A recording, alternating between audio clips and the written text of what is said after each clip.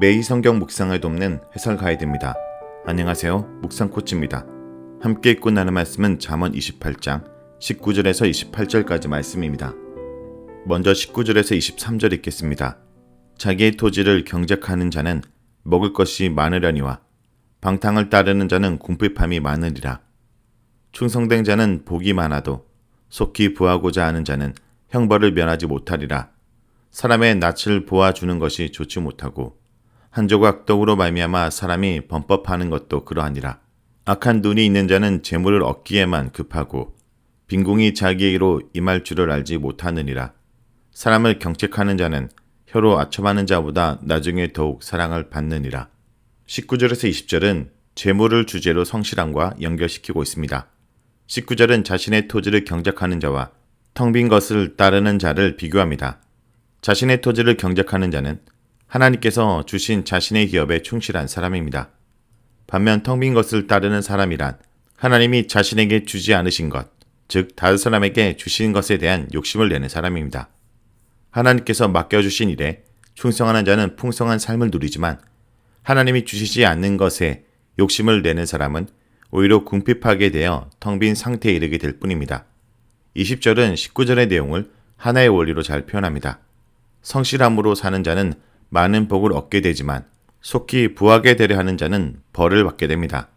성실한 자의 예가 자기 기업을 경작하는 자이고 속히 부하게 되는 자의 예가 헛된 것을 따르는 자입니다. 하나님께서 주신 지혜는 탐욕을 버리고 성실함의 가치를 가지고 꾸준히 노력하는 삶의 태도로 드러납니다. 21절에서 22절은 공평함과 재물에 대한 내용입니다. 21절은 사람의 낯을 보아주는 것이 좋지 못하다라고 말합니다. 사람의 낯을 보아주는 것은 재판이나 어떤 공적인 결정을 하는 상황에서 그 사람과의 관계를 생각하여 공정하지 못한 결정을 내린다는 의미입니다.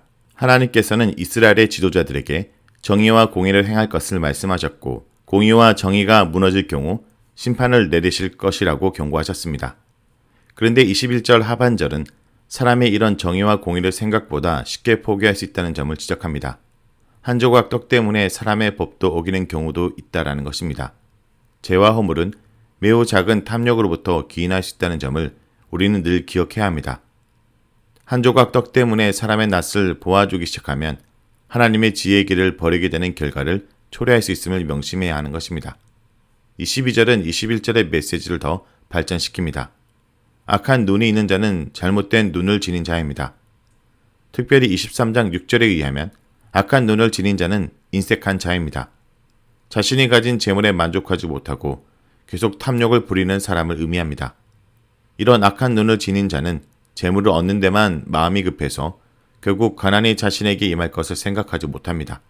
재물을 모으는 데 욕심을 내지만 결국 그 욕심으로 인해서 오히려 더욱 가난한 상태에 떨어지게 되고 말 것이라는 의미입니다. 21절과 연결해보면 한 조각 떡에 욕심을 내어 재판 중에 정의와 공의를 해치면 그 잘못으로 인해 빚어질 결과를 스스로 책임져야 되는 상황이 오게 됨을 알 수 있습니다. 탐욕을 버리고 공평을 행하는 것이 지혜이며 그 길이 또한 자신의 재물을 지킬 수 있는 바른 길입니다. 23절은 사람을 경책하는 자가 혀로 압첩하는 자보다 나중에 더 사랑을 받는다로 얘기합니다. 사람을 경책하는 것은 사랑으로 훈계하는 것을 의미합니다. 27장 전반부에서 참된 친구의 충고에 대해 우리는 이미 배운 바가 있습니다.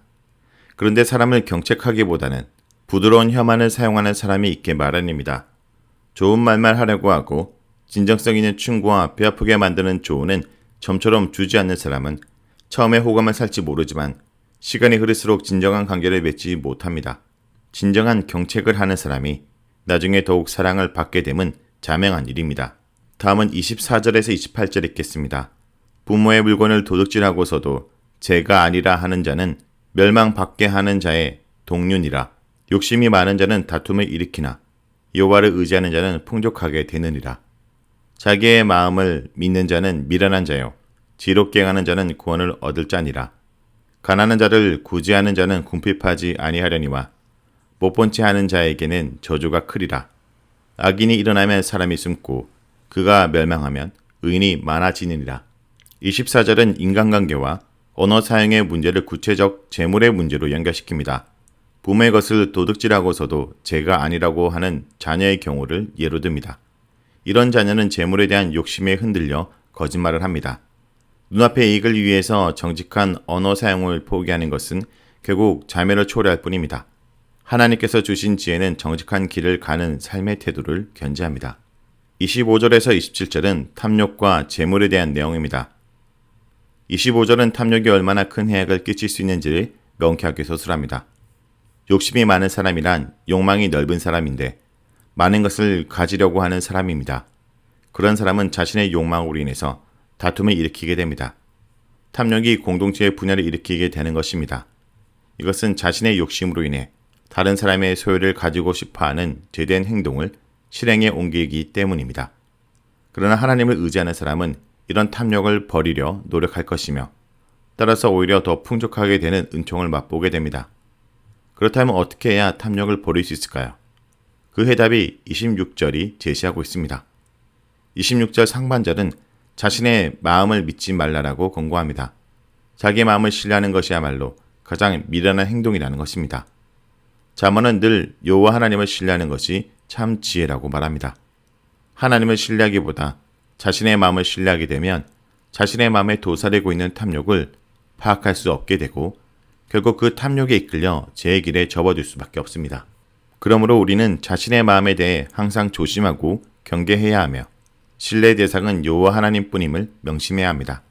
이것이 지혜로운 삶의 길이며 하나님의 응답을 얻을 수 있는 방법입니다. 27절은 이러한 욕망의 문제에 있어서 매우 구체적인 신뢰를 소개합니다. 가난한 자를 구제하기 위해서 자신의 재물을 나눠줄 수 있는가의 문제입니다. 가난한 자를 구제하면 오히려 풍요해질 것이지만 가난한 사람에 대한 구제를 피하기 위해서 눈을 질끈 감은 사람은 저주를 받게 된다는 공고를 줍니다. 다른 사람에게 나눠주면 나의 소유가 줄어들 것이라고 생각되지만 하나님은 나누는 사람에게 더 큰 풍요함을 주신다는 약속입니다. 나눔이 곧 지혜요. 지혜의 열매는 생명과 풍성함인 것입니다. 25절에서 27절은 재물 사용에 있어서 탐욕을 멀리하고 하나님만을 신뢰해야 하며 오히려 다른 이들을 위해서 나누는 삶을 살 때 하나님께로부터 내려오는 풍요함을 맛보게 된다고 가르쳐줍니다. 28절은 의인과 악인에 대한 내용입니다.